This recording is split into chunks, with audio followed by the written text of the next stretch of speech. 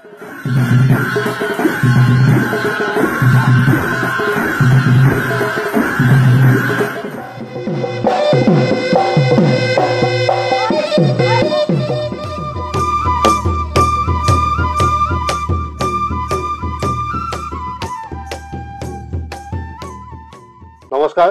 ALA লাইভৰ এই বিশেষ অনুষ্ঠানলৈ আপোনালোক আটাইকে স্বাগতম জনাইছো। আজি আমাৰ লগত আমাৰ ষ্টুডিঅ'ত আছে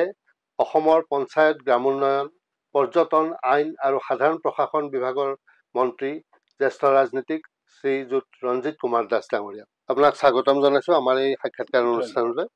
আৰু এএলএ লাইভৰ উদ্বোধনীৰ দিনাই আপুনি আছিলে উপস্থিত, আৰু আজি আপোনাক আমি ষ্টুডিঅ'ত পাইছো। আৰু শেহতীয়াভাৱে যিমানখিনি আপোনাৰ বিভাগৰ কাম কাজ, সেই কাম কাজখিনি সকলোৱে দেখিছোঁ। বিশেষকৈ পঞ্চায়ত আৰু গ্ৰামোন্নয়ন বিভাগৰ বিষয়ে আমি কিছু কথা পাতিব বিচাৰিছোঁ আজি। তাৰ উপৰিও আমি অকণমান চুই যাম পৰ্যটন বিভাগটো, যিহেতু পৰ্যটন বিভাগটো আপুনি নতুনকৈ দায়িত্ব গ্ৰহণ কৰিছে। কিন্তু শেহতীয়াভাৱে আমি দেখিছোঁ যে পঞ্চায়ত আৰু গ্ৰামোন্নয়ন বিভাগ আপোনালোকৰ চৰকাৰখনে যথেষ্ট গুৰুত্ব দিছে, যথেষ্ট উপকৃত হৈছে। বিশেষকৈ মহিলাৰ ক্ষেত্ৰত আপোনালোকে বিভিন্ন আঁচনি গ্ৰহণ কৰিছে, আৰু শেহতীয়াভাৱে মুখ্যমন্ত্ৰীৰ মহিলা উদ্যমিতা আঁচনি, সেই বিষয়েও আপোনালোকে যথেষ্ট ৰূপায়ণ কৰিছে, কাম কৰিছে। এই মহিলাৰ উদ্যমিতা বা মহিলাৰ সবলীকৰণৰ কাৰণে কি কি কৰিছে, সেই বিষয়ে আমাৰ দৰ্শকক কিছু ক'ব নেকি? হয়, বিশেষকৈ পঞ্চায়ত আৰু গ্ৰামোন্নয়ন বিভাগৰ যদি কথা কওঁ, মই তেতিয়াহ'লে নিশ্চিত ৰূপত দুগৰাকী ব্যক্তিৰ নাম ল'ব লাগিব। এগৰাকী হৈছে দেশৰ প্ৰধানমন্ত্ৰী নৰেন্দ্ৰ মোদী ডাঙৰীয়া, তেখেতৰ আশীৰ্বাদ, আৰু আমাৰ অসমৰ মুখ্যমন্ত্ৰী ডক্টৰ হিমন্ত বিশ্ব শৰ্মা ডাঙৰীয়াৰ বলিষ্ঠ নেতৃত্বত আমি গ্ৰাম্যাঞ্চলৰ জনসাধাৰণক বা দুখীয়া মানুহক যিটো ধৰণৰ সেৱা কৰিছোঁ, মই ভাবোঁ যে শৰ্মা চৰকাৰৰ কাৰণে এইটো এটা বৃহৎ এটা প্ৰাপ্তি বা বৃহৎ সফলতা। আৰু ময়ো এইটো লৈ আনন্দিত, কাৰণ কিয় ধৰক বিভাগটো যিহেতু মই চোৱা চিতা কৰি আছোঁ। প্ৰথমতে যদি মই ক'বলৈ যাওঁ, আমাক মাননীয় প্ৰধানমন্ত্ৰী নৰেন্দ্ৰ মোদী ডাঙৰীয়াই আমাক 20 লাখ আমাক প্ৰধানমন্ত্ৰী আৱাস যোজনাৰ ঘৰ আমাক আবণ্টন দিছিলে অসম চৰকাৰক। আৰু সেই 20 লাখক আপুনি বা আমাৰ দৰ্শকসকলে শুনি নিশ্চিত ভাল পাব। 20 লাখৰ ভিতৰত আমি ইতিমধ্যে 19,55,000 ঘৰ ইতিমধ্যে আমি সম্পূৰ্ণ কৰিছোঁ।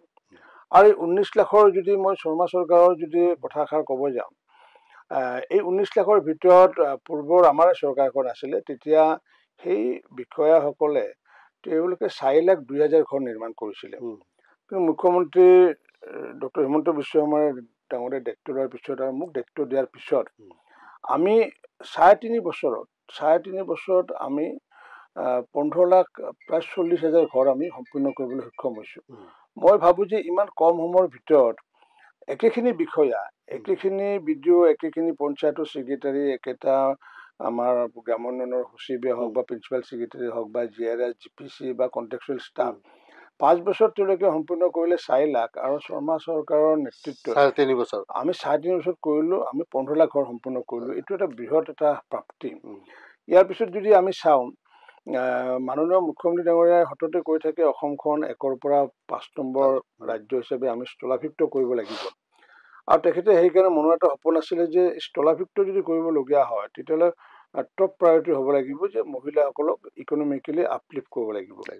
আৰু মহিলাসকলক ইকনমিকেলি আপলিফ্ট কৰিলেহে আমি আত্মনিৰ্ভৰ অসম পাম। আত্মনিৰ্ভৰ হ'লেহে মোদী ডাঙৰীয়াৰ যি সপোন আত্মনিৰ্ভৰ ভাৰতবৰ্ষ, গতিকে তেতিয়াহে আমি আত্মনিৰ্ভৰ ভাৰতবৰ্ষ পাম। আৰু আত্মনিৰ্ভৰ ভাৰতবৰ্ষ বা আত্মনিৰ্ভৰ অসম পোৱাৰ প্ৰাক মুহূৰ্তত আমি মহিলাসকলক সবলীকৰণ কৰাৰ কাৰণে প্ৰথম প্ৰচেষ্টা হৈছিলে কি, যে আমাৰ পূৰ্বতে আমাৰ প্ৰায় 6 লাখ আমাৰ লাখপতি বাইদেউ আছিলে, সেইটো আজি হয়তো আহি পেলাই আমাৰ 8,50,000 লাখপতি বাইদেউ হৈছে। কিন্তু মুখ্যমন্ত্ৰীৰ ইচ্ছা হৈছে কি, যে প্ৰায় 32 লাখ আমাৰ ছেল্ফ হেল্প গ্ৰুপৰ সদস্য আছে। সেই ছেল্ফ হেল্প গ্ৰুপৰ সদস্যসকলক যদি আমি লাখপতি কৰিব পাৰোঁ, তেতিয়াহ'লে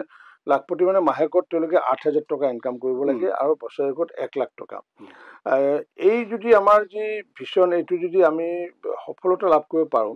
তেতিয়াহ'লে মই ভাবোঁ যে আগন্তুক দিনত ইট উইল টেক টাইম মোৰ দেন 5 years কাৰণ লাগিব। তেতিয়াহ'লে আমি প্ৰতি বছৰত আমাৰ অসমৰ মহিলাই 3,200 কোটি টকা ইনকাম কৰিব পাৰিব। আৰু 3,200 কোটি টকা যদি হয়, 10 বছৰ যদি হয়, তেতিয়াহ'লে 32,000 কোটি টকা যদি ইনকাম কৰিব পাৰে অসমৰ ছেল্ফ হেল্প গ্ৰুপৰ 32 লাখ মহিলা, তেতিয়া অসমৰ GDP গুজৰাটত কৰি আগুৱাই যাব বুলি মই ভাবোঁ। আৰু অৰ্থনৈতিক দিশতো আগবাঢ়ি যাব স্বাভাৱিকতে, কাৰণ কিয় তেওঁলোকেও আগবাঢ়ি গ'ল, বাকী অসমৰ GDP আগবঢ়াৰ ক্ষেত্ৰতো সহায়ক হ'ল। আৰু যাৰ কাৰণে মুখ্যমন্ত্ৰী ডাঙৰীয়াই প্ৰথম কৰিলে কি যে তেখেতে মুখ্যমন্ত্ৰীৰ উদ্যমিতা যি মহিলা অভিযান, এই মহিলা অভিযানৰ জৰিয়তে প্ৰত্যেকজন মহিলাকে 10,000কৈ টকা প্ৰাৰম্ভিক পৰ্যায়ত দি তেওঁলোকে যে কাম কাজৰ যে লাইনটো যাতে ধৰিব পাৰে, আৰু তাৰ পৰৱৰ্তী সময়ত বেংক লিংকেজৰ জৰিয়তে তেওঁ পৰৱৰ্তী সময়ত হয়তো 25,000 টকা বা হয়তো 50,000 টকা এনেকুৱা যাৰ যিমান কাম কৰা কেপাচিটি এনেকুৱাকৈ তেওঁ সহায় কৰা এটা সিদ্ধান্ত লৈছিলে। আৰু সেই সিদ্ধান্ত লোৱা বাস্তৱত আমি ৰূপায়ণ আমি কৰিব পাৰিম, কাৰণ কিয় হয়তো আৰু কিছুমাহ পিছত আমি 32 লাখ মহিলাকে 10,000 টকা এটা ৰিভলভিং ফাণ্ড এটা দিয়া যাবগৈ। আৰু সেই ৰিভলভিং ফাণ্ডটো দিয়াৰ পিছত তেওঁলোকে অন্ততঃ বেংকৰ কাম কাজখিনি আপডেট কৰাৰ পিছত তেওঁলোকে বেংক লিংকেজৰ জৰিয়তে যদি আমি সহায় কৰি দিব পাৰোঁ, তেতিয়াহ'লে মই ভাবোঁ এইটো এটা পৰিৱেশ এটা আহিব। আৰু নিশ্চিত ওপৰত পৰিৱেশটো আহিছে, কাৰণ কিয় আজি যি সৰস মেলা, যোৱাকালি যি সৰস মেলা যি শেষ হৈ গ'ল, সৰস মেলাত আপুনি আচৰিতভাৱে দেখিব যে পূৰ্বতে আমি সৰস মেলাত আমি বিক্ৰী কৰিছিলোঁ সৰ্বাধিক 8 কোটি টকা বিক্ৰী কৰিছিলোঁ 15 দিনত। এইবাৰ আমি এই 15 দিনত বিক্ৰী কৰিছোঁ আমি 19 কোটি 56 লাখ। 19 কোটি যি 56 লাখ, এই যে আমি যে এই যে পৰিৱেশটো পালো, তাৰমানে 11-12 কোটি টকা বাঢ়িছে। 11-12 কোটি টকা বাঢ়িছে। তাৰমানে ইয়াৰ মূলগত কাৰণ হৈছে কি যে মহিলাসকলক যিটো আমি উদ্যমিতা কৰাৰ কাৰণে যি প্ৰচেষ্টা চলাইছে মুখ্যমন্ত্ৰী ডাঙৰীয়া, তাৰে এইটো এফেক্ট আমি ভাবিছোঁ। আৰু লগতে মাননীয় প্ৰধানমন্ত্ৰী নৰেন্দ্ৰ মোদী ডাঙৰীয়াই আমাক যি বিভিন্ন শিতানত, যেনেকুৱাকৈ আমাৰ কেপিটেল ছাবচিডি হওক বা আমাৰ ৰিভলভিং ফাণ্ডৰ জৰিয়তে হওক, প্ৰায় আমি কেন্দ্ৰ চৰকাৰৰ পৰা 1,577 কোটি টকা আমি ইতিমধ্যে মহিলা চেল্ফ হেল্প গ্ৰুপক আমি প্ৰদান কৰিছোঁ, মানে 1,577 কৰোৰ। এইটো এটা সহজ অংক নহয়। আৰু নিশ্চিত ওপৰত সেইকাৰণে তেওঁলোকে উদ্যমিতাটো বাঢ়িছে, তেওঁলোকৰ ইচ্ছা শক্তি বাঢ়িছে। ঠিক তেনেকুৱা মুখ্যমন্ত্ৰী ডাঙৰীয়া কনকলতা মহিলা সবলীকৰণ যোজনাত 445 কোটি টকা আমি দিছোঁ ৰাজ্য চৰকাৰৰ পৰা। তাৰমানে সৰ্বমুঠ যদি চাওঁ 2,000 কোটি টকা মহিলাসকলক চেল্ফ হেল্প গ্ৰুপক তেওঁলোকক মানে আপলিফ্ট কৰাৰ কাৰণে আমি ব্যৱহাৰ কৰিছিলোঁ। এতিয়া আমি চেল্ফ হেল্প গ্ৰুপৰ সলনি আমি চেল্ফ হেল্প গ্ৰুপৰ সদস্যসকলক আমি গুৰুত্ব দিছে, প্ৰত্যেক গৰাকীয়ে যাতে 1 লাখ টকা ইনকাম কৰিব পাৰে। আৰু সেইটোৰ কাৰণে এটা পৰিৱেশ এটা আহিছে, কাৰণ কিয় যিটো আমাৰ 19 কোটি টকা আমাৰ যি বিক্ৰী হৈছে, চব আমাৰ অধিকাংশ মহিলা, অসমৰে মহিলা ইয়াতে আছিলে। সৰস মেলাত সুন্দৰকৈ সৰস মেলাখন অনুষ্ঠিত হৈছে।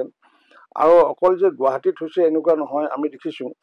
যে আমাৰ এই সৰস মেলাতে লখিমপুৰৰ যিটো পূৰ্ণিমা চেল্ফ হেল্প গ্ৰুপ, তেওঁ কাপোৰ বিক্ৰী কৰি পেলাই 1,04,00,000 টকা কাপোৰ বিক্ৰী কৰিছে, যে অসমৰ প্ৰডাকশ্যন হোৱা কাপোৰ। এই যিমানবোৰ সামগ্ৰী, তাৰ ভিতৰত আমি দেখিছোঁ 125টা ষ্টল আমাৰ ষ্টল আছিলে, অসমৰ বিভিন্ন জিলা ষ্টল আছিলে, আৰু 90টা ষ্টল বাহিৰৰ ষ্টল আছিলে। কিন্তু অসমৰ ষ্টলৰ বিক্ৰী ইয়াতে সৰ্বাধিক হৈছে। তাৰমানে প্ৰধানমন্ত্ৰী ডাঙৰীয়া যিটো লোকেল ফৰ ভোকেল, যে আমি স্থানীয়ভাৱে উৎপাদন কৰিব লাগে, উৎপাদন কৰি আমাৰ মানুহ তাত বিক্ৰী কৰিব লাগে, যাতে চীনৰ সামগ্ৰীকে আদি কৰি বিভিন্ন সামগ্ৰী আমি বৰ্জন কৰিব পাৰোঁ। তাৰ পৰিৱেশ এটা প্ৰধানমন্ত্ৰী মোদী ডাঙৰীয়াৰ কাৰণে আহিছে। মুখ্যমন্ত্ৰী ডাঙৰীয়াই প্ৰতিগৰাকী মহিলাক যিটো স্বাৱলম্বী কৰাৰ কাৰণে, লাখপতি কৰাৰ কাৰণে প্ৰচেষ্টা চলাইছে, তাৰ ৰেঙনিটো দেখা পাইছোঁ আমি সৰস মেলাত দেখা পাইছোঁ। অকল ইয়াতে নহয়, আমি ডিব্ৰুগড়ত জিলাভিত্তিকো সৰস মেলা আয়োজন কৰিছিলোঁ আজি কিছুদিন আগতে। তাতো আমি দেখিছোঁ যে 2,80,00,000 টকাৰ আমি সামগ্ৰী বিক্ৰী কৰিছোঁ। ডিব্ৰুগড় অঞ্চলৰ উৎপাদিত সামগ্ৰী তাত আমি বিক্ৰী কৰিছোঁ। তাত আমাৰ ৰাজ্যিকৰ পৰা যোৱা নাই বা ৰাষ্ট্ৰীয় পৰ্যায়ৰ পৰা কোনো যোৱা নাছিলে। তাৰমানে আমাৰ অসমৰ মহিলাসকলে উৎপাদন কৰিব পৰা ক্ষমতা যে আছে, এইটো প্ৰমাণ হৈ গৈছে। আৰু এই ধাৰাবাহিকতাটো যদি আগন্তুক দিনত থাকে, মাননীয় মুখ্যমন্ত্ৰী ডাঙৰীয়াৰ নিশ্চিত ওপৰত যি সপোন, এই সপোনটো পূৰ্ণ হ'বগৈ, যে আমি অসমখন 1ৰ পৰা 5 নম্বৰ ৰাজ্য হিচাপে পৰিগণিত কৰিব পাৰিম। আৰু অসমৰ মহিলাসকল আত্মনিৰ্ভৰ হ'লেহে অসমখন আমি আত্মনিৰ্ভৰ কৰিব পাৰিম। আৰু অসমখন আত্মনিৰ্ভৰ হ'লে তেনেকুৱা প্ৰত্যেকখন প্ৰদেশ যদি আত্মনিৰ্ভৰ হয়, তেতিয়া মোদী ডাঙৰীয়াই ভবাৰ দৰে যে ভাৰতবৰ্ষখন ছুপাৰ পাৱাৰ কৰিব পাৰিব। গতিকে এই যিটো ভিছন বা এই মিছনটো লৈ পেলাই যিটো আগুৱাই গৈছোঁ, এই বিভাগত আমি নিশ্চিত ওপৰত আমি ক্ৰেডিট দিব লাগিব প্ৰতিগৰাকী আমাৰ মহিলা ষ্টেট ৰুৰেল লিভলিহুড মিছনৰ প্ৰতিগৰাকী বিষয়া কৰ্মচাৰীৰ লগতে চেল্ফ হেল্প গ্ৰুপৰ সদস্যসকলক ক্ৰেডিট দিব লাগিব, কাৰণ তেওঁলোকে আন্তৰিকতাৰে এই মুখ্যমন্ত্ৰীৰ এই আহ্বানটো তেওঁলোকে গ্ৰহণ কৰিছে। গতিকে মই ভাবোঁ যে মহিলা সবলীকৰণৰ ক্ষেত্ৰত আমি উল্লেখযোগ্য পদক্ষেপ এটা গ্ৰহণ কৰিছে। আটাইতকৈ উল্লেখযোগ্য কথাটো এইটোৱে যে যিখন সৰস মেলা সামৰণি পৰিছে কালি 15 তাৰিখে গুৱাহাটীতে অনুষ্ঠিত হৈছিল, যে আপুনি কোৱা মতে মই দৰ্শকসকলৰ জ্ঞাতাৰ্থে আকৌ ক'ব বিচাৰিছোঁ যে আৰু আগতে 8 কোটি টকাৰ ওচৰা ওচৰি বিক্ৰী হৈছিল এইবাৰ সেই 8 কোটিৰ পৰা বাঢ়ি প্ৰায় 19 কোটিৰ অধিক টকাৰ সামগ্ৰী বিক্ৰী হৈছে গতিকে প্ৰায় 11-12 কোটি টকা বাঢ়িছে আৰু দ্বিতীয় কথাটো হ'ল যে 8 লাখ মহিলা লাখপতি বাইদেউ আছে আমাৰ 32 লাখ মহিলা আমাৰ আত্মসহায়ক গোটৰ সদস্য আছে সকলোকে লাখপতি কৰাৰ এইটো এটা পদক্ষেপ এটা হ'ব গতিকে এইটো নিশ্চিতভাৱে যে 32 লাখ বা 30 লাখ মহিলা যদি এই ধৰণৰ বছৰি 1 লাখ টকাকৈ উপাৰ্জন কৰিবলৈ হয় তেতিয়াহ'লে সঁচাকৈ অসমখন এখন আত্মনিৰ্ভৰ ক্ষেত্ৰত আগবাঢ়ি যাব মই মন্ত্ৰী ডাঙৰীয়া আৰু পঞ্চায়ত গ্ৰামোন্নয়ন পঞ্চায়ত নিৰ্বাচনো আহি আছে কিন্তু পঞ্চায়ত গ্ৰামোন্নয়নৰ আৰু কিবা কি আঁচনিৰ ক্ষেত্ৰত আপোনালোকে ব্যৱস্থা গ্ৰহণ কৰিছে আমি চাওক বিশেষকৈ আমি MG এনৰেগাৰ জৰিয়তে MG এনৰেগাৰ মূলগত কাম হৈছে আমাৰ মানে জব কৰ্মসংস্থাপন কৰা এতিয়া বিভিন্ন মানে ঠাইত মানে কয় যে মানে MG এনৰেগাৰ বহু মানুহক মানে হেৰি দিব পৰা নাই কৰ্মদিন দিব পৰা নাই কিন্তু মই আকৌ সেইটো পজিটিভলি লওঁ মই পজিটিভলি এইকাৰণে লওঁ যে কৰ্মদিন যিটো দিয়া কথাষাৰ আছে মানুহৰ ডিমাণ্ডৰ আধাৰতে হয় আমি নিজে গৈ পেলাই যে আপুনি জব কাৰ্ডৰ কাম লওক আপুনি মানে লেবাৰৰ কাম কৰক সেই কথাষাৰ আমি কোৱাৰ অধিকাৰটো নাথাকে কাৰণ কিয় জব কাৰ্ড থাকিব পাৰে আপোনাৰ বেংক একাউণ্ট থাকিব পাৰে বেংকৰ লগত ট্ৰেনজেকশ্যন কিমান কৰে নকৰে সেইটো আপুনি সেই বুলি ব্যৰ্থতা বুলি ক'ব নোৱাৰে কাৰণ কিয় ধৰক আপোনাৰ ধৰক বেংক একাউণ্ট আছে বেংক একাউণ্ট থকাৰ পিছত যদি বেংক একাউণ্টত আপুনি ধৰক মাহেকত 500-1000 টকা লেনদেন কৰে সেইবুলি মেনেজাৰ গৰাকী দুখী হ'ব নোৱাৰে মেনেজাৰ গৰাকী ব্যৰ্থ বুলি ক'ব নোৱাৰে যে আপোনাৰ যিমানখিনি ইনকাম সেইখিনিহে আপুনি লেনদেন কৰিব ঠিক তেনেকুৱাকৈ জব কাৰ্ডৰ ক্ষেত্ৰত আমি দেখিছোঁ এতিয়া তেওঁ যি 245 টকা যিটো পায় তেওঁ তাতকৈ বেছি ইনকাম বেছি কৰি আছে তো তেওঁ জব কাৰ্ডেৰে কিয় কাম কৰিব আমি ভালেহে পাব লাগে গতিকে কৰ্মদিন সৃষ্টি কৰা লৈ পেলাই যিখন আইনখন প্ৰণয়ন কৰিছিলে মই সেইটোৰ লগত একমত নহয় এইকাৰণে যে কৰ্মদিন সৃষ্টি কৰা যাক প্ৰয়োজনীয় মানুহ কিন্তু অপ্ৰয়োজনীয়ভাৱে সকলো মানুহে যিহেতু জব কাৰ্ড লৈ থৈ দিছে আৰু সকলো জব কাৰ্ড এইটো ধান কাটিলে 500 টকা পায় আমাৰ ইয়াতে পাব তেওঁ 254 টকা পাব আধা পায় গতিকে তেখেতে কিয় কৰিব গতিকে মই ভালেহে পাব লাগে যে যিমান কৰ্মদিন কমি যায় সেইটো মোৰ কাৰণে এচিভমেণ্ট বুলি সেই মানুহখিনি কামত উপাৰ্জন কৰি আছে বেলেগ কামত উপাৰ্জন কৰি আছে গতিকে এতিয়া হওক বা সেই মানুহখিনি যদি মই চিৰ জীৱন যদি MG এনৰেগাৰ যদি ৱৰ্কাৰ বুলি যদি মই ধৰি থাকোঁ তেতিয়া ভাৰতখন কেনেকৈ আত্মনিৰ্ভৰ কৰিম অসমখন কেনেকৈ আত্মনিৰ্ভৰ কৰিম গতিকে বহুতে আকৌ এই দিশটো বিবেচনা নকৰাৰ কাৰণে বহুতে ভাবে যে কৰ্মদিন দিনক দিনে কমি গৈছে যে কমি যোৱাটো আচলতে পজিটিভ মানে এটা লক্ষণ বুলি মই ভাবোঁ তাৰ মাজতে আমাৰ যিমান টাৰ্গেট আচলতে ভাৰত চৰকাৰৰ থাকে যেনেকুৱাকৈ 9 কোটি কৰ্মদিন আমাৰ আছিলে সেই 9 কোটি কৰ্মদিন ইতিমধ্যে আমি এচিভ কৰিলোঁ 9 কোটি কৰ্মদিন আমি আকৌ খুজিছোঁ ভাৰত চৰকাৰক ভাৰত চৰকাৰে যদি দিয়ে তেতিয়াহ'লে নিশ্চিত ওপৰত আমি দিব পাৰিম আৰু দিলে নহ'ব আমাৰ মানুহেও ডিমাণ্ড দিব লাগিব যে কৰ্মদিন লাগিব ডিমাণ্ড দিব লাগিব কিন্তু এতিয়া আমাৰ সাধাৰণ নিয়ম আছে যে 100 দিনৰ আমি কৰ্মদিন দিব লাগিব কিন্তু 100 দিন কৰ্মদিন দিয়াৰ কাৰণে আমাৰ এতিয়ালৈ প্ৰায় 6-7 হাজাৰ মানুহে কৰ্মদিন বিচাৰিছিলে আমি 6-7 হাজাৰ মানুহক কৰ্মদিন 100 দিনৰ কৰ্মদিন দি দিছোঁ কোনোবাই যদি কয় যে নহয় তোৰ মানে IBS স্কিমৰ অধীনত তোৰ পদূলিৰ মুখত ড্ৰেইন এটা খান্দি দিব আমি সেইটোও দিছোঁ কিন্তু তেওঁ যদি সেইটো যদি নিদিয়ে আমি জোৰ জবৰদস্তি কৰিব নোৱাৰোঁ যে আপুনি ঘৰৰ পদূলিৰ সন্মুখত এটা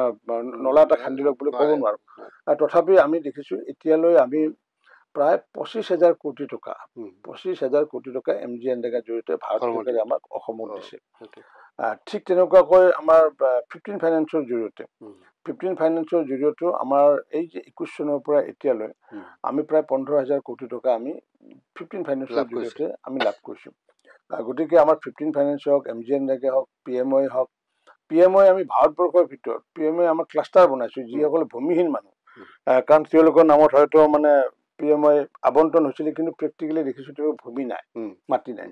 এটা লোকৰ মাটিৰ ঘৰত আছে আমি লোকৰ মাটিৰ ঘৰত জবৰদস্তি ঘৰটো বনাই দিব নোৱাৰোঁ আমি সেইকাৰণে কি কৰিছোঁ আমাৰ ডিব্ৰুগড়ৰ জয়পুৰ বুলি এটা ব্লক এটা আছে জয়পুৰত আমি ক্লাষ্টাৰ বনাইছোঁ ক্লাষ্টাৰত আমি কি কৰিছোঁ একেলগে 119জন পৰিয়ালক আমি একেলগে মানে তাৰ কলনী বনাইছোঁ PMOI কলনী আৰু সেই PMOI কলনী একেলগে 119 জনৰ লগত আমি কনভাৰ্জেন্স কৰি দিছোঁ 15 ফাইনেন্সৰ জৰিয়তে তাত ৰাস্তা বনাই দিছোঁ 15 ফাইনেন্সৰ জৰিয়তে সোলাৰ দিছোঁ ঠিক তেনেকুৱাকৈ আমি তাত তেওঁলোকৰ কাৰণে MG এনৰেগাৰ জৰিয়তে বাগিচা আদি বনাই দিছোঁ এনেকুৱাকৈ ভাৰতবৰ্ষত 115টা ক্লাষ্টাৰ অকল অসমতে আছে এইটো অসমত ডিব্ৰুগড় জয়পুৰত আছে মানুহে মুখ্যমন্ত্ৰী ডাঙৰীয়াই এইটো উদ্বোধন কৰিছে ঠিক তেনেকুৱাকৈ অসমত আমাৰ 20টা ক্লাষ্টাৰ আছে গতিকে যিসকলে ভূমিহীন মানুহক আমি তেওঁলোক ঘৰ বনাই দিয়াটো আমাৰ কাৰণে এটা বৃহৎ এটা সফলতা ইয়াৰ ওপৰত প্ৰধানমন্ত্ৰী ডাঙৰীয়াৰ এটা ইচ্ছা এটা আছিলে যে যিহেতু পূৰ্বতে কি আছিলে পূৰ্বতে বিভিন্ন স্থানত ৰজা মহাৰাজাসকলে ডাঙৰ ডাঙৰ পুখুৰী খান্দিছিল এই পুখুৰী যে খান্দে পুখুৰী খন্দোতে নিৰ্দেশ এটা বিষয় এটা আছিল যাতে জল সংৰক্ষণ যাতে হৈ থাকে ইমাৰ্জেঞ্চিৰ সময়ত যাতে পানী যে তাৰ পৰা লিফ্ট কৰিব পৰা যায় অগ্নিকাণ্ডৰ সময়ত যাতে পানী লিফ্ট কৰিব পৰা যায় ঠিক তেনেকুৱাকৈ প্ৰধানমন্ত্ৰী ডাঙৰীয়াই আহ্বান জনাইছিল যে প্ৰতিখন মানে জিলাত যাতে তাতে নিয়ম মাফিক যাতে একোটাকৈ যাতে কেইটামান যাতে সৰোবৰ যাতে নিৰ্মাণ কৰিব পাৰে তাৰ কাৰণে আমি প্ৰতিখন জিলাতে 70টাকৈ আমি সৰোবৰ আমি নিৰ্মাণ পুখুৰী ডাঙৰ পুখুৰী আৰু তেনেকুৱা 2000 পুখুৰী আমি অসমত 2000 মান ডাঙৰ পুখুৰী আমি নিৰ্মাণ কৰিছো যাক নাম দিছো এইটো অমৃত সৰোবৰ সেইটো খন্দা হৈ গৈছে এইটো ইতিমধ্যে খন্দা হৈ গৈছে পানী তাত আছে আৰু সেইবোৰ আমি যিসকল সমিতিৰ আছিল ৰাজ্য সমিতিৰ আছিল তাহাঁতক অৰ্পণ কৰিছো যিসকল ৰাজহুৱা চৰকাৰী আছিল আমি CLFক অৰ্পণ কৰিছো এটাত আমি মৎস্য পালন কৰি আছো 2000 পুখুৰীত মৎস্য পালন কৰাৰ লগে লগে আমাৰ নিশ্চিত ওপৰত যি মৎস্য বিপ্লৱ যা বা আমাৰ আজি আমি সফলতা লাভ কৰিছো কাৰণ পূৰ্বতে আমি হায়দৰাবাদৰ পৰা আমি বা বাহিৰৰ পৰা চালানী মাছ খাইছিলো আজিকালিতো চালানী মাছৰ শব্দটো নোহোৱা হ'ল এতিয়া আমাৰ অসমতে নিজৰ আমি মাছ তাৰমানে অসমত মুখ্যমন্ত্ৰী ডক্টৰ হিমন্ত বিশ্ব শৰ্মা ডাঙৰীয়া মৎস্য উৎপাদনৰ ক্ষেত্ৰত স্বাৱলম্বী হৈছে সফলতা লাভ কৰিছে পৰৱৰ্তী সময়ত আমি বিভিন্ন ধৰণৰ স্কিম লৈ পেলাই আগুৱাব লাগিব যেতিয়া কণী এইটো সাৰপ্লাছ হৈ আছে মানে বহুত কম আমাৰ প্ৰডাকশ্যন হয় আমাক লাগে প্ৰায় 154 কোটি আমাক কণী লাগে আমাক মানে বছৰত আমি 48 কোটি কণী আমি প্ৰডাকশ্যন কৰি আছো তেনেকুৱাকৈ যদি আমি ভেটেনাৰীৰ জৰিয়তে যদি আমি কণীৰ কাৰণে যেতিয়া ৰিভলিউশ্যন ল'ব পাৰোঁ দুগ্ধ বিপ্লৱ ইতিমধ্যে আমাৰ আৰম্ভ হৈছে দুগ্ধৰ আমি বজালী অঞ্চলতে 50,000 পৰা 60,000 লিটাৰ আমি বজালীত দুগ্ধ উৎপাদন হয় গতিকে তেনেকুৱাকৈ আমি তাত যদিও MGN ৰেগান নহয় কিন্তু যিসকলে মানে কাউচেড গোহালি আমি গোহালি বনাই দিছো আমাৰ MGN ৰেগাৰ টকাৰে গাহৰি পালন কৰিছে আমি MGN টকাৰে কনভাৰ্জেন্স কৰি পেলাই গাহৰি ছেটটো বনাই দিছো এনেকুৱাকৈ বিভিন্ন ৰকমৰ আমি কাম আমি কৰি আছো মই ভাবো আচলতে গ্ৰাম্য উন্নয়নৰ আগৰ যিটো পৰিৱেশ আছিলে এতিয়া সেই পৰিৱেশটো নাই ৰূপান্তৰ হৈছে কাৰণ আগতে ভিডিঅ' নাছিলে পঞ্চায়ত স্বীকৃতিবোৰে ভিডিঅ'ৰ চাৰ্জত আছিলে এতিয়া আমি APSCৰ জৰিয়তে 100% ভিডিঅ' আমি কৰিছো এইবাৰো APSCত কেইটামান ভিডিঅ' ওলাইছে এই 8জন 12জন ওলাইছে আমি সেইকেইটাকো এংগেজ কৰিলে 100% ব্লকত এতিয়া ভিডিঅ' মানে APSC নিযুক্তিপ্ৰাপ্ত ভিডিঅ'ৰে আমি পঞ্চায়তৰ কামবোৰ চলাই আছো মন্ত্ৰী ডাঙৰীয়া পঞ্চায়তৰ গোটেই কথাখিনি আমি পাতিলো আপুনি এটা বিভাগৰ দায়িত্বত আছিল সৌহিদিনালৈকে আৰু মই ভাবো যে হিমন্ত বিশ্ব শৰ্মা নেতৃত্বাধীন চৰকাৰখনৰ অন্যতম সফলতা আছিল এই যে ভুৱা ৰেচন কাৰ্ড সেই বিষয়ে অকণমান আমাৰ দৰ্শকক ক'ব নেকি চাওক আমি ৰেচন কাৰ্ড দিম বুলি আমাৰ ভাৰতীয় জনতা পাৰ্টীয়ে বা মিত্ৰ গোষ্ঠীয়ে আমি ইস্তাহাৰত কোৱাও নাছিলো মুখ্যমন্ত্ৰী ডাঙৰীয়াও কোৱা নাছিলে আমি মুখ্যমন্ত্ৰী ডাঙৰীয়াই 1 লাখ চাকৰি দিম বুলি কৈছিলে কিন্তু ৰেচন কাৰ্ড দিম বুলি কোৱা নাছিলে বা ময়ো ভবা নাছিলো মুখ্যমন্ত্ৰী ডাঙৰীয়াই যেতিয়া মোক দায়িত্ব দিলে বিভাগটোৰ দায়িত্ব দিলে মুখ্যমন্ত্ৰী ডাঙৰীয়াই মোক তেতিয়া কৈছিলে যে মানুহক যেতিয়া সোধা যায় ৰেচন কাৰ্ড আছে নে মানুহ নাই বুলি কয় অথচ ভাৰত চৰকাৰে আমাক NFSA আইনৰ অধীনত 84% মানুহক ৰেচন কাৰ্ড দিছে যদি ৰেচন কাৰ্ড যদি 84% মানুহক দিছে যে ইয়াৰ বিষয়ে কি আঁতি কৰি মোক বিশ্লেষণ কৰিব দায়িত্ব দিছিলে আৰু মই তেতিয়া প্ৰথম মানে ৰাইজক আবেদন জনাইছিলো যে অৰ্থনৈতিকভাৱে সচ্ছল ব্যক্তিসকলে ৰেচন কাৰ্ড আবেদন দিছিলো তেতিয়া 2 লাখ মানুহে এই ৰেচন কাৰ্ড এৰি দিলে পিছত মুখ্যমন্ত্ৰী ডাঙৰীয়াক মই ক'লো তেওঁ 3বাৰকৈ বিজ্ঞাপন দিলে নিজে এপিল কৰিলে তেওঁ এপিল কৰাৰ পিছত 8 লাখ মানুহে এৰিলে অৰ্থাৎ 8 লাখ 2 লাখ 10 লাখ মানুহে এৰিলে তাৰ পৰৱৰ্তী সময়ত আমি কি কৰিলো আমি ৰেচন কাৰ্ডৰ লগত আমি আধাৰ কাৰ্ড লিংকেজ কৰাৰ কথা কৈ দিলো যে যিসকলে আধাৰ কাৰ্ডৰ লিংকেজ কৰিব পাৰে তেওঁলোকেহে আগন্তুক ৰেচন কাৰ্ডৰ সুবিধা পাব আৰু তেতিয়া আমি দেখিলো যে আমাৰ 50 লাখ মানুহে ৰেচন কাৰ্ডৰ লগত আধাৰ কাৰ্ড সংযোগ কৰিব নাহিলে তেওঁলোকক সময় দিয়া হ'ল প্ৰথম 3 মাহ তাৰপিছত পুনৰ আমি 45 দিন বঢ়াই দিলো তাৰপিছত পুনৰ আমাৰ এমাহ বঢ়াই দিলো পুনৰ 15 দিন বঢ়াই দিলো এনেকুৱা 6 মাহ অতিক্ৰম কৰাৰ পিছত আমি সাৰ্ভে কৰি দেখিলো যে অস্তিত্ব নোহোৱা এই মানুহবোৰ কোনো তেওঁলোকৰ এড্ৰেছ নাই হেৰি নাই তেওঁলোকৰ ভুল এড্ৰেছ দিয়া আছিলে নাম ভুল কৰি দিয়া আছিলে ফটো ভুল কৰি দিয়া আছে পিছত আমি সেইবোৰ ডিলিট কৰি দিয়াৰ পিছত কোনো এজনো আহি পেলাই নকলে যে আমাৰ নামটো কিয় ডিলিট কৰিলে কাৰণ তেওঁ ক্লেইম কৰিব লাগিলে হাতত আধাৰ কাৰ্ড থাকিব লাগিব আধাৰ থাকিলেও তেওঁ যোগ্য হয় নে নহয় সেইটো গম পোৱা যাব গতিকে আমি সেইকাৰণে 50 লাখ নতুনকৈ মানুহক দিবলৈ পাৰিলো গতিকে 50 লাখ আৰু 10 লাখ মিলি পেলাই 60 লাখ প্ৰায় 2.5 লাখ মানুহৰ যিহেতু বহুত মৃত্যু হৈছে বা তেনেকুৱা মানুহ মানে নাম কাটা গৈছিল আমি সেইকাৰণে 62 লাখ মানুহক ৰেচন কাৰ্ড দিবলৈ পোৱাটো মই ভাবো যে ডক্টৰ হিমন্ত বিশ্ব শৰ্মা চৰকাৰৰ সকলোতকৈ বেছি যদি প্ৰাপ্তি সকলোতকৈ বেছি সফলতা কাৰণ কি আজি ৰাস্তা ঘাট বনাইছো আমি ৰাস্তা ঘাট আজি বনাইছো কাইলৈ ভাঙি যাব হয়তো কৰবাত মানে অমৃত সৰোবৰ বনাইছো হয়তো ক'ৰবাত বেয়া হ'ব পাৰে কিন্তু ৰেচন কাৰ্ড ইমান 60 লাখ মানুহক ৰেচন কাৰ্ড দিয়াটো অসমৰ ৰাইজে কি ভাবি চিন্তা কৰিছে মই নাজানো এইটো আচলতে অসমৰ ৰাইজে 60 লাখ মানুহে আচলতে হিমন্ত বিশ্ব শৰ্মা ডাঙৰক আচলতে আশীৰ্বাদ দিব লাগে কাৰণ কিয় নিষ্পেষিত বঞ্চিত অৱহেলিত দুখীয়াসকলৰ কাৰণে পোনপটীয়াকৈ এই বিষয়টো জড়িত আৰু তাৰপিছত আকৌ তেওঁ কি কৰিলে যিহেতু আগতে পূৰ্বতে 1 লাখ মানুহে ৰেচন কাৰ্ড লোৱাৰ সুবিধা পাইছিলে পিছত আমি 4 লাখ যাৰ ইনকাম তাহাঁতক এই সুবিধা দিলো এতিয়া আমি দেখিছো প্ৰত্যেকখন সভাত দেখিছো যে আমি যিসকল বঞ্চিতসকল আহিছিলে তেওঁলোকে 50 লাখ বঞ্চিতসকলক আমি দেখিছো চকুৰে আজি ইমান দিনে পূৰ্বৰ চৰকাৰে কংগ্ৰেছ চৰকাৰে তেওঁলোকক আচলতে বঞ্চনা কৰি আহিছিলে যাৰ ফলস্বৰূপে তেওঁলোকে আয়ুষ্মান ভাৰতৰ কাৰ্ড নাপালে যাৰ ফলস্বৰূপে অটল অমৃত অভিযানৰ সুবিধা নাপালে এতিয়া যেহেতু মুখ্যমন্ত্ৰী ডাঙৰীয়াই কৈছে কি ৰেচন কাৰ্ড যাৰ আছে যাৰ 2 লাখ টকা ইনকাম তেওঁলোকক আমি অৰুণোদয় দিম এতিয়া অন্তত তেওঁলোকে সেইসকল মহিলা অন্তত অৰুণোদয় পাবগৈ আয়ুষ্মান ভাৰতৰ সুবিধা পাবগৈ ৰেচন কাৰ্ডখনৰ সুবিধা ৰেচন কাৰ্ডৰ জৰিয়তে ৰেচন কাৰ্ডখন নাথাকিলে সেই সুবিধা নাপালে গতিকে 50 লাখ মানুহ 60 লাখ মানুহে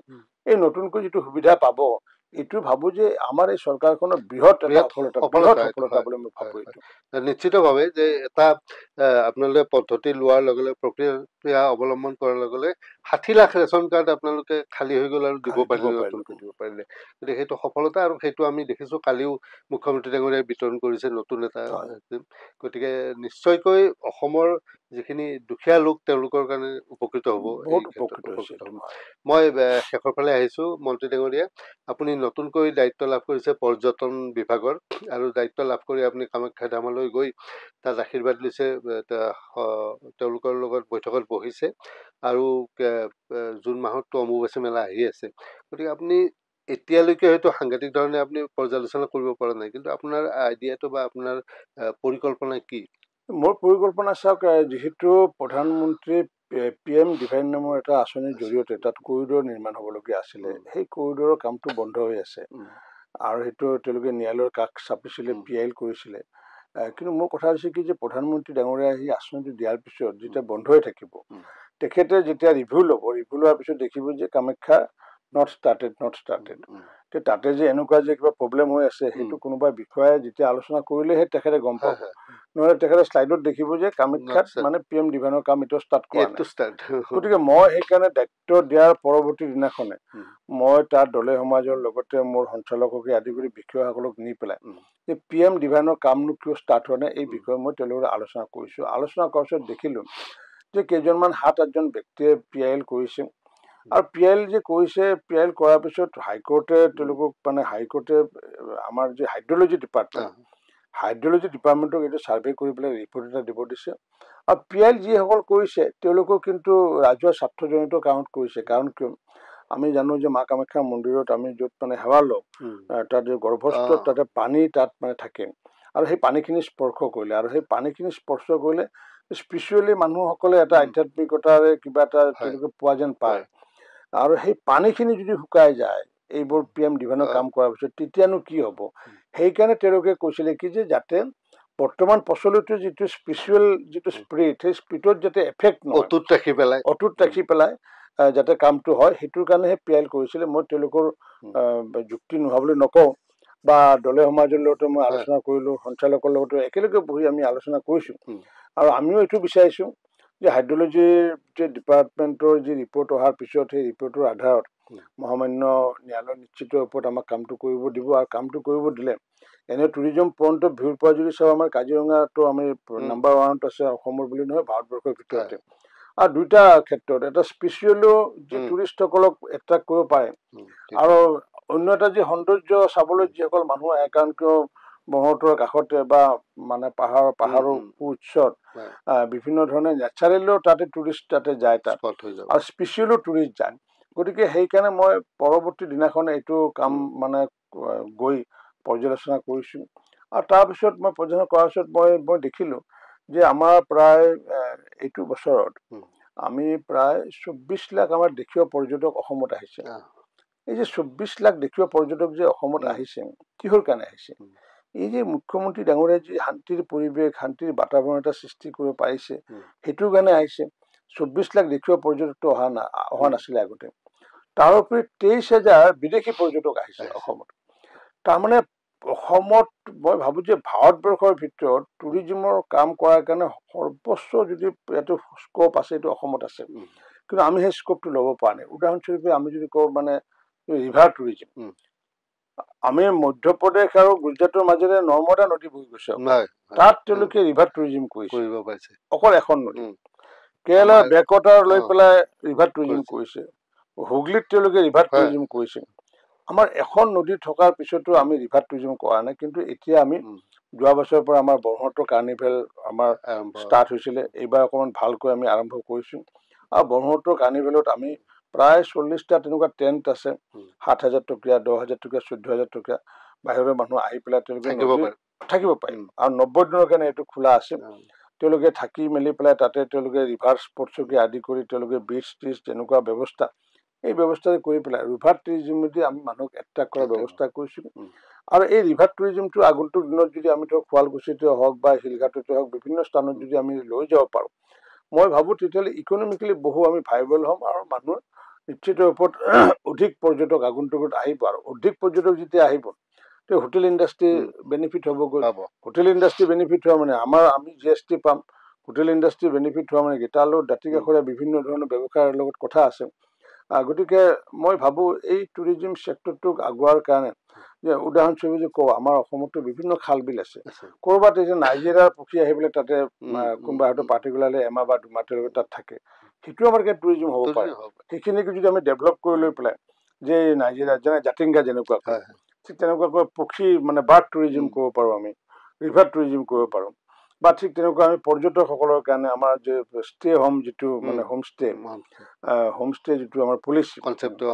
সেই পলিচিটো দেখিছোঁ আমি কিছু আমি SOP কৰিবলগীয়া আছে। কাৰণ কিয় হোমষ্টে যিটো আছে এইটো আচলতে কি একেটা ঘৰতে হয়তো 2টা কোঠালি আছুতীয়াকৈ থাকে, তেওঁলোকৰ কাৰণে হয়তো লেট্ৰিন বাথৰুম থাকে, কিন্তু তেওঁলোকৰ যি ফুডিং চিষ্টেমটো সেই মানুহ ঘৰৰ লগত একেলগে খায়, একেটা পাকঘৰতে মানুহ ঘৰৰ আলহী ঘৰৰ মানে যাতে আশ্ৰয় ল'ব, তেওঁলোকে যি ৰন্ধা বঢ়া কৰিব সেইটোৱে তেওঁলোকে চাফ কৰিব। ইয়াতে বহুত ঠাইত এনেকুৱা হৈছে, কাজিৰঙাকে আদি কৰি যে আছুতীয়াকৈ তেওঁলোকে ঘৰ নিৰ্মাণ কৰি লিখি থৈছে, হোমষ্টে লিখি থৈ দিছে, ৰখীয়া এটা আছে, কিন্তু সেইটো কোনো ধৰণৰ হোমষ্টে নহয়। মই সেইকাৰণে আৰু সেই তেনেকুৱা মানুহ যেতিয়া পৰ্যটক যায় হোমষ্টে বুলি যায়, তেওঁলোকৰ মনৰ ইচ্ছা হৈছে কি সেই গাঁৱৰ মানুহৰ কথা পাতিব, পৰিয়ালৰ কথা পাতিব। কিন্তু যোৱাৰ পিছত যেতিয়া গেছৰ কাৰণে কমাৰ্চিয়েল গেছৰ কাৰণে সুকীয়াকৈ দাম দিব লাগে, কিবা দাম দিব লাগে, তেতিয়া আগন্তুক দিনত এই হোমষ্টে প্ৰজেক্টটো বেয়া হৈ যাব। সেইকাৰণে মই মুখ্যমন্ত্ৰী ডাঙৰক অনুৰোধ জনাম যে আমি এটা SOP এটা কৰিব লাগিব, এই হোমষ্টে কি কি সুবিধা থাকিব আৰু কি কি সুবিধা দিব লাগিব, আৰু সেইখিনি দিয়াৰ কাৰণে মেণ্ডেটৰী কি কি কৰিম আমি, তেনেকুৱাকৈ আমি এটা যদি SOP যদি কৰিব পাৰোঁ তেতিয়াহ'লে আমি নিশ্চিত ওপৰত ভাল হ'ব বুলি মই ভাবোঁ। এনেকুৱাকৈ যিহেতু মোৰ হাতত যিহেতু সময় মাত্ৰ এবছৰহে আছে, গতিকে এবছৰত কিমান কৰিব পাৰোঁ নাজানো, কিন্তু তথাপি যিখিনি সময় মই পাইছোঁ সেইখিনি সময় মই অন্তত মানে যাতে সুপ্ৰয়োগ যাতে কৰিব পাৰোঁ তাৰ কাৰণে নিৰলসভাৱে আপুনি যথেষ্ট অভিজ্ঞ, গতিকে আপোনাৰ মন্ত্ৰিত্ব হিচাপে আপুনি দীৰ্ঘকাল আছে, আপোনাৰ ৰাজনৈতিক জীৱন আছে, অসম বিধানসভাতো দায়িত্ব লৈছিল আপুনি, আৰু তাৰ আগতে সাংবাদিকতাও কৰিছে আমাৰ লগতে। আৰু মই এতিয়া সামৰণি মাৰিম, কিন্তু আপোনাক আকৌ লগ পাম, এটা বিষয় আহি আছে, হয়তো সংসদত আহিব যে এক দেশ এক নিৰ্বাচন, আপুনি ৰাজ্যৰ আইন মন্ত্ৰীও, আৰু হয়তো আপোনালোকেও আলোচনা কৰিব, সেই বিষয়ে আমি আলোচনা কৰিম। আপোনাৰ এই গোটেই যিখিনি অভিজ্ঞতা সেই অনুসৰি শেষত আপুনি আমাৰ দৰ্শকসকলক কি ক'ব বিচাৰে চৰকাৰখন সম্পৰ্কত? মই এইটোৱে কৈছোঁ যে মাননীয় মুখ্যমন্ত্ৰী ডক্টৰ হিমন্ত বিশ্ব শৰ্মা ডাঙৰীয়াৰ নেতৃত্বত যিখন চৰকাৰ চলি আছে, এতিয়া কোনে ৰাজনৈতিকভাৱে কি কয় মই নাজানো, কিন্তু এই চৰকাৰখনে মই দেখিছোঁ যে across the political line, across the caste and community, across the religion কাম কৰি আছে। যাৰ কাৰণে মই সৰু যিটো উদাহৰণটো প্ৰধানমন্ত্ৰী আৱাস যোজনা, ধুবুৰী অঞ্চলত অধিকাংশ মানুহে পাইছে, য'ত নেকি ধৰ্মীয় সংখ্যালঘু মানুহ, বৰপেটা অঞ্চলত অধিকাংশ পাইছে, গোৱালপাৰাত অধিকাংশ পাইছে। কোনো ধৰণৰ আজি অৰুণোদয়ৰ ক্ষেত্ৰতে হওক কোনো ধৰণে চৰকাৰখনে কিন্তু মানুহক কোনো ধৰণৰ ৰিলিজনৰ দৃষ্টিভংগী, পলিটিকেল দৃষ্টিভংগী চোৱা নাই। আৰু এইকাৰণে আমি নাচাওঁ যে প্ৰধানমন্ত্ৰী ডাঙৰীয়াই যিহেতু কৈছে চবকা সাথ চবকা বিকাশ চবকা বিশ্বাস, আৰু মুখ্যমন্ত্ৰী ডাঙৰীয়াৰ সেই লাইনেৰে কাম কৰি আছে, যাৰ কাৰণে এতিয়া ধৰ্মীয় সংখ্যালঘু মানুহসকলৰ মন লাহে লাহে পৰিৱৰ্তন হৈছে। যেনেকুৱা কৰিমগঞ্জত 19 চনতো আমি 40,000 ধৰ্মীয় সংখ্যালঘু ভোট পাই পেলাই আমি কৃপানাথ মাল্লাই 42,000 ভোটত জিকিছিলোঁ। এইবাৰো আমি ধৰ্মীয় সংখ্যালঘুৰ ভোট যথেষ্ট আমি পাইছোঁ তাত। ঠিক তেনেকৈ চামগুৰিতো আমাৰ ধৰ্মীয় সংখ্যালঘুৰ মানুহৰ মন পৰিৱৰ্তন হৈছে। গতিকে আগন্তুক দিনত মই ভাবোঁ এইবোৰ মানে বিভিন্ন ৰাজনৈতিক দলে যিবোৰ কথা কৈ আছে সেইবোৰৰ পৰা নিশ্চিত ওপৰত আঁতৰি আহি নিজৰ বিবেক এপ্লাই কৰি পেলাই নিশ্চিত ওপৰত আমাৰ চৰকাৰৰ কামখিনি পৰ্যালোচনা কৰিব। তাৰ মাজত যদি ক'ৰবাত যদি কিবা আমাক সংশোধন কৰিবলগীয়া আছে নিশ্চিত ওপৰত পৰামৰ্শ দিব। আজি শান্তিৰ আৰু প্ৰগতিৰ যিটো পৰিৱেশ, আৰু যেতিয়ালৈ শান্তি স্থাপন হয় তেতিয়ালৈ প্ৰগতি হয়। আহক সকলোৱে আমি শান্তি স্থাপনৰ পিনে যাওঁ, আৰু শান্তি থাকিলেহে প্ৰগতি আহিব। হয়, আপোনাক ধন্যবাদ জনাইছোঁ। আপুনি ব্যস্ততাৰ মাজত আজি সেইখিনি সময় আমাক দিছে। ভৱিষ্যতলৈ আপোনাক নিশ্চয় আমি আমাৰ ALA লাইভৰ ষ্টুডিঅ'ত পাম। ধন্যবাদ। নমস্কাৰ। প্ৰিয় দৰ্শক, সেয়া আমাৰ লগত আছিল অসমৰ পঞ্চায়ত, গ্ৰামোন্নয়ন, পৰ্যটন, আইন আৰু সাধাৰণ প্ৰশাসন বিভাগৰ মন্ত্ৰী। মই আগেয়ে কৈছোঁ যথেষ্ট অভিজ্ঞ ৰাজনীতিক তেখেত শ্ৰী ৰঞ্জিত কুমাৰ দাস। আমি তেখেতৰ বক্তব্য শুনিলোঁ এই বিভাগৰ কাম কাজ আৰু আঁচনিসমূহৰ বিষয়ে, আৰু ভৱিষ্যতলৈ তেখেতক আমি আমাৰ ষ্টুডিঅ'ত পাম। আজিৰ এই অনুষ্ঠান ইমানতে সামৰণি মাৰিছোঁ। ধন্যবাদ।